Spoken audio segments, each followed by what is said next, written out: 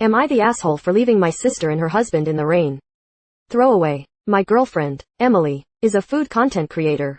She loves what she does and her food is always tasty. If she decided to open a restaurant, she would always be fully booked. She does not do professional catering, but she likes to prepare food for friends and family. A little context. A few weeks ago, my sister, Paige, wanted to host a dinner party for her friends and family. 8 guests. She asked Emily to help her design an elaborate course menu. Eventually, this turned into Paige hiring Emily for a night to prepare and cook all the meals. Paige paid half of the agreed amount and promised to pay the remaining balance by a certain date. Emily spent days prepping, cooking, cleaning, etc. to make sure the dinner was perfect. She spent the entire day at their house prepping, and she also helped Paige clean the house in preparation for the guests. At first, she says that she was overwhelmed, but nothing she couldn't handle. She was alone working in the kitchen. The guests arrived almost 2 hours earlier than Emily was expecting. According to Emily, my brother-in-law, sister's husband, started to brag about their new exotic maid that they hired because of this event. He went on, mentioning how hard it was to understand their maid because of her accent, or how obedient she is. My sister lives in an open-plan style house, so Emily could hear all of these things in the kitchen. Emily was incredibly uncomfortable the entire time. As soon as she finished, she left. I asked Paige and my brother-in-law to apologize, but they refused.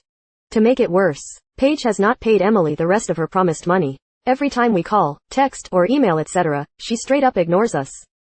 I assumed that they had blocked us on all social media, messages, etc. It's gross and I am so upset with them. A couple of days ago, Emily posted a new food-related video. It was very good and looked very tasty. About 2 hours later, my sister and her husband are outside my door, in the pouring rain, asking to come in. I was confused, but I assumed that maybe this was their way of apologizing. I did not let them in, I just opened the door a little. I was wrong. Paige mentioned how she saw Emily's post and wanted to come try it for herself. I was stunned. Not only was I disappointed in them for not apologizing or paying Emily, I was shocked by the ridiculousness of their thought process. They would show up for free food like nothing happened, ignoring the fact that Emily doesn't upload her content on the same day she makes it.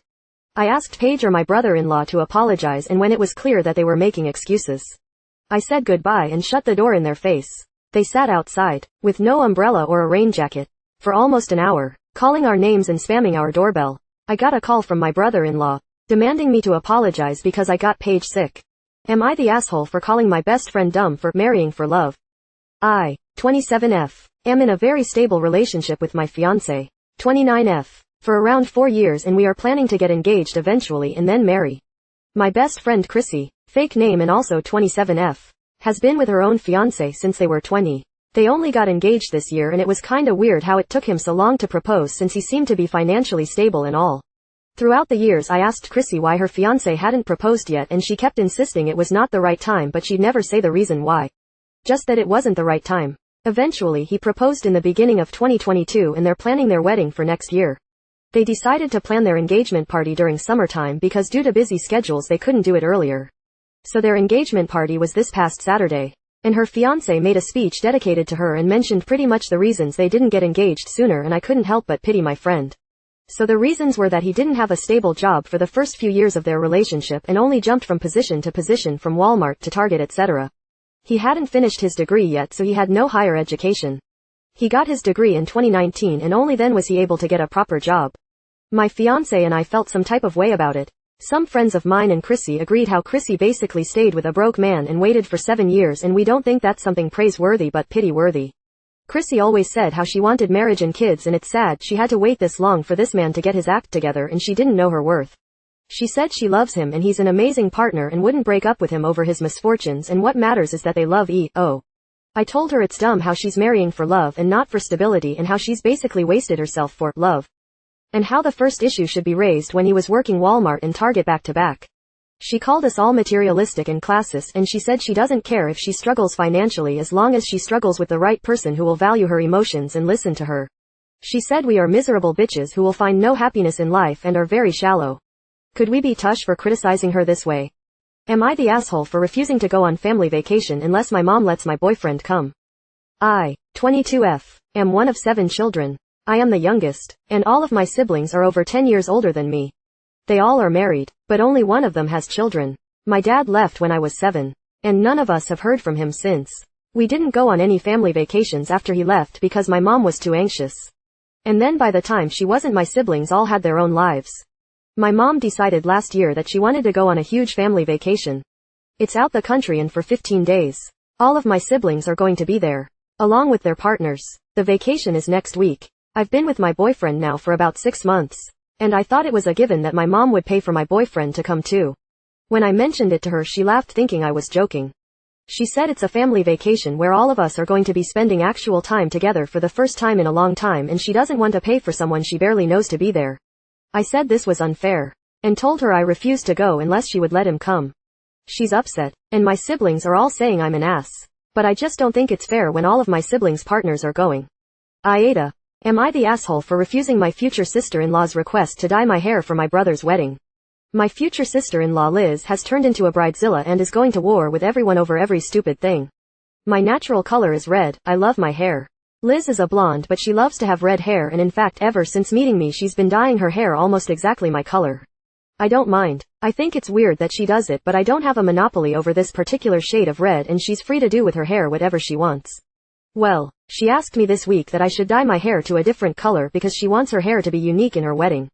She offered to cover all the costs as well. I just said no because it's my hair. I don't want it changed. I told my brother and he told me to do whatever I want because it's my hair. He said he'll talk to Liz to get her to back off. Well, it didn't work because Liz has come to my parents and they've taken her side. They say it's her special day and we need to be more accommodating, and it's important for our future relationship that we get along. I believe I am accommodating. She can do whatever she wants with her own hair. How is my hair any of her business anyway? My parents tell me that I should be the bigger person. I don't know why an 18-year-old should be the bigger person compared to the 27-year-old Liz.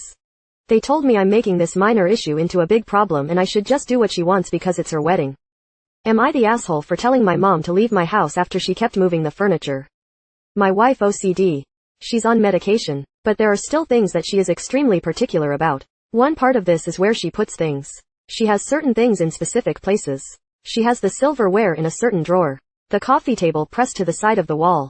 The coffee maker below the coffee cups. She also works from home and is often in meetings. This is how she operates and generally get through the day. There's a specific place for everything and for a reason, and it's convenient. Frankly, I think these spots are where most people keep their things. When she's in meeting or talking to people, she'll keep her earpiece and go make coffee as they are talking and so forth. So she's usually rushing. Honestly, I don't even know if this is even a part of OCD or just a matter of her everyday routine that throws her off when it's not there. She was coming down to NJ where I live visiting me and my siblings. She was staying with us. And usually this isn't an issue. But she continues to move things around the house.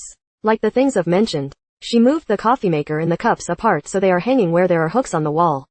The opposite way of the coffee maker. She moved the coffee table to the center of the room.